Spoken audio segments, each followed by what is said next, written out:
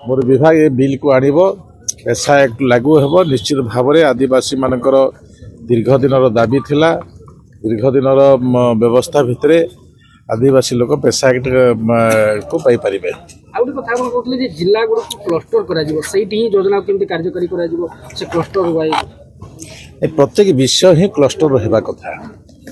Cluster एथि में रहबा कथा देखंतु विभिन्न अंचल रे विभिन्न उत्पादन होछि।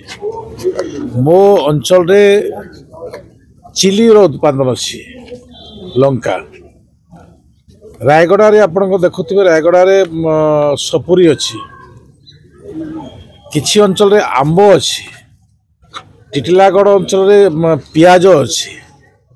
ए प्रकार विभिन्न जिलार विभिन्न भौगोलिक स्थिति थिबा दृष्टि से अंचल लोकंकर चाहिदा मुताबक आपण जदि नवरंगपुर जीवे सेठी मकार अछि आउ तो टिके आपण कोरापुर जीवे आलू अछि तापरे सेठी मांडिया अछि।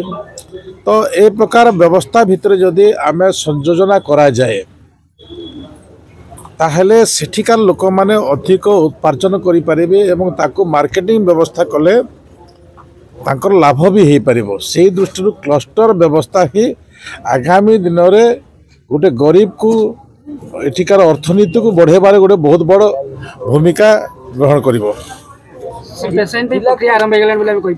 प्रक्रिया आरंभ एटा तो आपन 52 दिन सरकार चली प्रक्रिया भितर आमर जो आमर माइंड सेट अच्छे से माइंड सेट को आगामी दिन कार्यक्रम परिणत करिवो।